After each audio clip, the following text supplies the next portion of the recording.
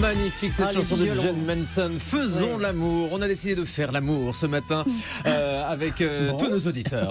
Voilà, on va passer un très bon moment là pendant les 10 prochaines minutes avec le docteur Catherine Solano, notre médecin sexologue. On a décidé ce matin de vous expliquer comment bien faire l'amour. Qu'est-ce que c'est déjà que bien faire l'amour? C'est loin d'être une chose innée, contrairement à ce qu'on croit. Faire l'amour, c'est pas forcément anodin. On va donner donc ces réponses aux questions que chacun se pose plus ou moins secrètement en fait. Tout d'abord, bien faire l'amour. Catherine Solano, c'est difficile ou compliqué? Eh bien, c'est difficile, je pense. Enfin, difficile ou facile, je veux dire. C'est difficile ou compliqué. Ça me perturbe, vous voyez. C'est pas si facile, parce que figurez-vous que déjà, c'est pas instinctif de faire l'amour, contrairement à ce qu'on croit.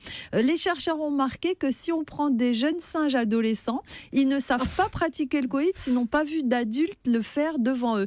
Donc nous qui sommes des humains, on a un cerveau encore plus complexe, donc on est obligé d'imaginer comment on fait, et c'est pas évident. C'est pour ça que la pornographie a beaucoup de succès auprès des jeunes, parce qu'ils se disent ça va peut-être m'expliquer comment on fait. Donc c'est pas si simple que ça, c'est pas instinctif. Contrairement aux animaux peut-être de bas, enfin si vous voulez, qui ne sont pas des mammifères, qui sont très simplifiés par rapport à nous. On a compris ce que vous vouliez dire, oui. Bon, ça ne signifie pas forcément que l'on va bien faire l'amour, ça. Non, alors justement, le problème, c'est que beaucoup de personnes veulent tellement bien faire qu'ils se demandent tous: est-ce que j'ai la bonne technique? Est-ce que je m'y prends bien? Ce qui veut dire pour la plupart des gens, est-ce que je sais bien m'y prendre pour ne pas être ridicule déjà? Et surtout, est-ce que je sais m'y prendre pour que l'autre ressente du plaisir? Or, le problème, c'est que c'est pas une bonne question, parce que dans un rapport sexuel, l'important, c'est pas du tout d'avoir un orgasme. D'ailleurs, si c'était l'essentiel, la masturbation suffirait, et c'est beaucoup plus efficace et plus rapide chez les hommes comme chez les femmes que d'avoir un rapport sexuel, que de faire l'amour. Donc, dans la sexualité, dans un rapport sexuel à deux, en tout cas, on cherche tout autre chose que l'orgasme. Et je vais vous donner un exemple qui m'a vraiment frappé. C'est un de mes patients qui m'a dit un jour une phrase. Il m'a dit: avant, avec ma femme, on faisait l'amour.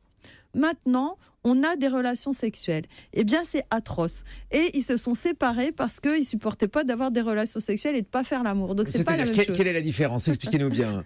La différence, c'est que quand on fait l'amour, on ne recherche pas une prestation de service. Il y a plus de partage. Il y a plus de partage. Et alors, les chercheurs... C'est pas que l'acte. Ah, c'est pas que l'acte. Ce qui compte dans l'amour, en fait, les spécialistes disent, dont je fais partie, c'est le contact somato-psychique. C'est-à-dire, c'est le contact du peau à peau, le fait d'être au contact avec l'autre, et puis le contact émotionnel, donc le rapprochement avec l'autre. Donc il ne s'agit pas de cocher des cases: j'ai eu une bonne excitation, une bonne érection, une bonne pénétration, ceci. C'est pas ça qui fait que ça sera un bon rapport sexuel. Donc le problème, c'est qu'il y a beaucoup de personnes parasitées par la question: est-ce que je vais être à la hauteur? Et à force de se dire est-ce que je vais être à la hauteur, on n'est pas dans l'échange avec l'autre, et c'est la cata. Je vais vous donner un exemple que j'ai vu la semaine dernière. C'est un de mes patients qui me dit: suite à un médicament, j'avais plus d'érection. Et il devait absolument prendre ce médicament. Donc, c'était la cata pour les rapports sexuels. Et il me dit: le problème, c'est pas tellement mon érection, c'est que je suis devenue obsédée par ça, et pendant plus de 2 ans, je pensais qu'à ça tout le temps,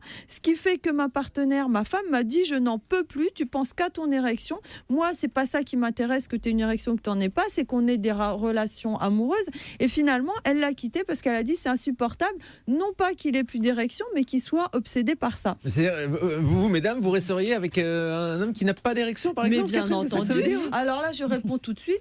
C'est pas parce qu'on n'a pas d'érection qu'on n'est pas un homme, et on peut faire plein de choses très intéressantes même sans érection. Ah bah oui, mais ça c'est un point de vue féminin, parce que vous voyez, moi qui suis le seul homme autour de cette table pour le moment, c'est pas forcément la réaction.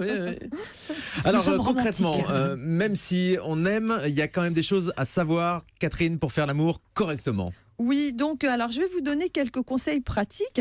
Déjà, l'important, c'est de demander à l'autre ce qu'il aime, ce qu'il désire, et aussi de dire ce que nous aimons. On en parle avant, donc. On en parle avant. Avant Faites et une petite après réunion aussi, d'ailleurs. Et alors, des conseils ou après, pratiques. oui, vous avez raison. Des petites réunions à deux. Le débrief. Voilà. Le premier conseil, c'est d'être très attentif à la manière dont l'autre s'y prend, dont il vous caresse, parce qu'on a tendance à faire les caresses qu'on aime. Par exemple, si je vous caresse l'épaule, ça va vouloir dire que je pense que les caresses sur l'épaule sont agréables, donc que j'aimerais bien en avoir. Par exemple, si je vous caresse les pieds, vous pouvez vous dire c'est bizarre, les pieds, je m'en fiche. Ça veut dire que moi, je vais aimer ça. Et c'est pareil pour la manière de s'y prendre. Par exemple, beaucoup de femmes se disent: mais les hommes, ils vont trop droit au but, donc trop droit à la zone sexuelle. Mais ça veut dire qu'ils aiment bien si on le fait.